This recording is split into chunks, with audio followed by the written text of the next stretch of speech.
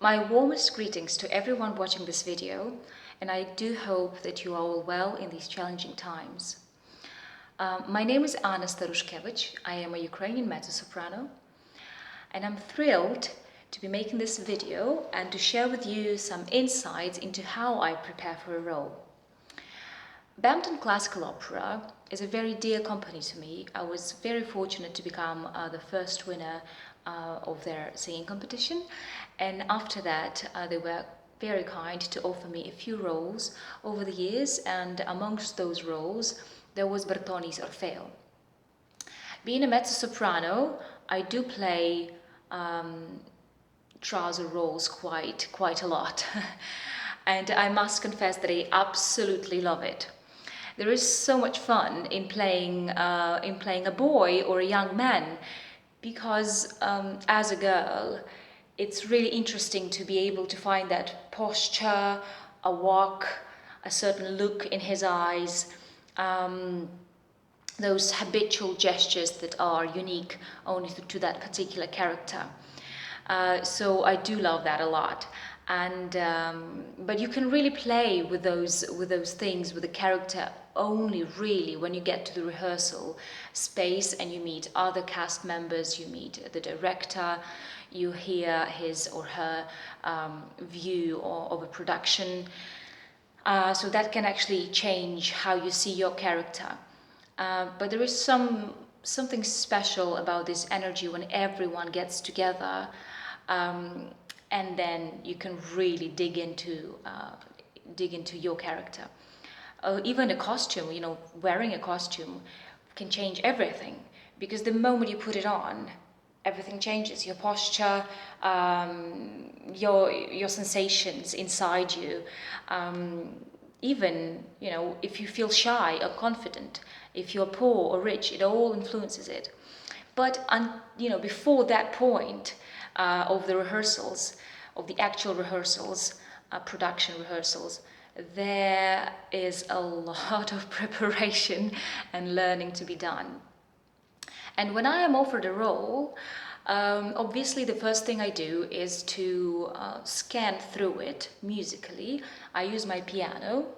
Luckily, I started my musical journey as a pianist, and it has been the most precious skill, especially when I need to prepare for a role. It speeds up the process a lot. So I look through the role.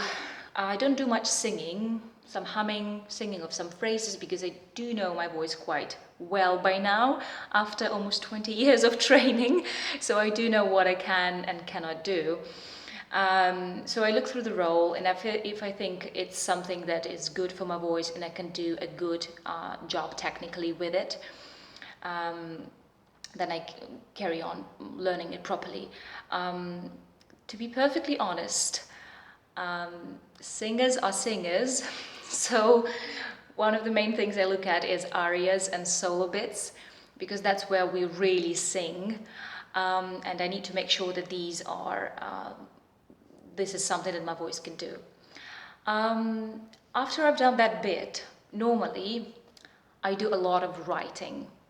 And I know it might sound surprising, but I write down every scene my character is in, including the text, including the text of other characters involved in the scene, if it is a recitative or a duet or ensemble. And I leave a line under each kind of line of text. I leave an empty line for translation. If it is not in English, Ukrainian or Russian, I do translate it as well. Not that much translation is needed when I work with Italian, because I've sung in Italian quite a bit and am quite fluent already in topics like love, desperation, death. What else do we have there? Hate, and of course revenge. I might struggle to order a cup of coffee in Italy, but I'm sure I will be able to express to them how desperate I am for coffee, how much I love it, that I will sempre morrò, I will simply die if I don't have my coffee right now, or else I will have my revenge. Yes. So, jokes aside, this writing process, writing bit of my preparation is very important to me because I'm a visual learner. And also, by doing this, I detach the words from the score, from the music page. And we know that sometimes a sentence can be spread over pages and pages of music. Hello, Handel, for example. And when that happens, if you don't really know what a thought is, what a sentence is, what the actual story is overall, if you don't see that bigger picture, it is quite easy to switch on that singer mode when you just sing on pitches and try to make this beautiful sound the best you can.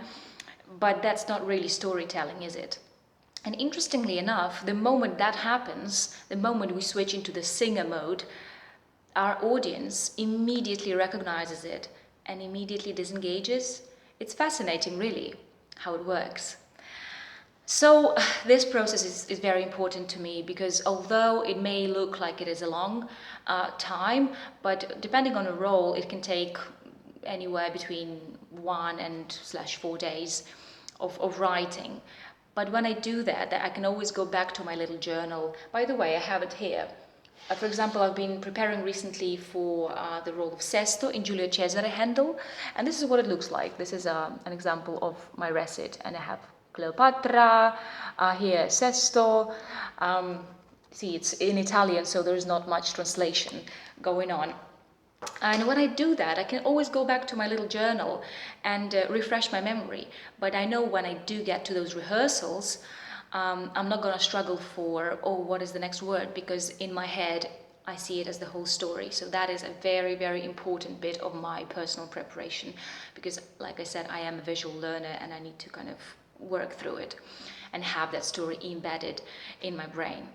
After that, when I've done that, I move on to the actual music preparation and again using my piano skills. Normally I start with arias. If there is a recit before an aria, I will always learn it together because the recit really sets the mood for the aria. And that's how I work. For example, here I have Bertoni's Orfeo, which I've done for Bampton classical opera. And on this example, I can show you how a recit is actually written. Sometimes it can look very kind of torn apart, the phrases of it, because the way it is musically put on the page. So again, it's very important for me, before I sing anything, I read through the text. If I would read it to you the way it's written, it would be very kind of in portions. For example, Orfeo is standing at the tomb of Euridice, and he is grieving, obviously. And the way it is written here is something like this: dearest friends, pause, and companions, a longer pause. See how your grief, pause, increases my own. Go scatter purple flowers, pause, and place garlands on her tomb, pause, then leave me quite alone. If I were to sing it like this, torn apart, it would be really awkward. So that's why I like to detach words from the music page. And then I could try and sing it, preparing for it. Dearest friends and companions, see how your grief increases my own. Go scatter purple flowers and place garlands on her tomb, then leave me quite alone. For I need solitude here amongst the dark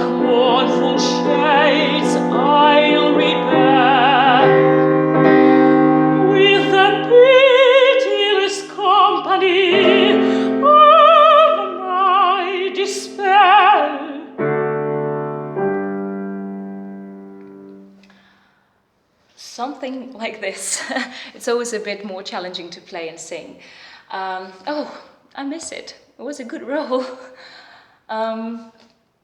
Yes, so that's how I work through the score, as well as arias. Obviously, I dig into the music. I try, and later on, when I done my work with text only, and then when I marry it back to music, normally I talk through the text a lot. I try to find the most important words, the ways I could say the phrases. And later on, when I do marry it back to music, music just brings the whole other dimension of expression, and that is beautiful. Also, at that point, I would probably feel prepared enough to see my coach, and with them, I would just elevate the process to another level of preparation, which is, you know, working really precisely on the style, on the language, the character as well. And then I'm ready to go for the actual rehearsals, where I meet the cast members, the way I started this video, which brings more ideas to what my character could be. So for me, it's really the words and the thoughts that I can see, the sentences that I can see, the stories I can see throughout the whole opera that makes it so special. That's why I love opera so much. And then we share it with our audience, which for me are our main partners in crime. So I hope this was interesting for you, and I really enjoyed making this video for you. I can only hope that I can see you sometime soon for a live performance when everything is normal, I want to say, or new normal, but I'm very much looking forward to the time when we can actually meet again and make some music and share it with our beloved audience. Thank you so very much, and I hope you have a great time the rest of your summer. Bye bye.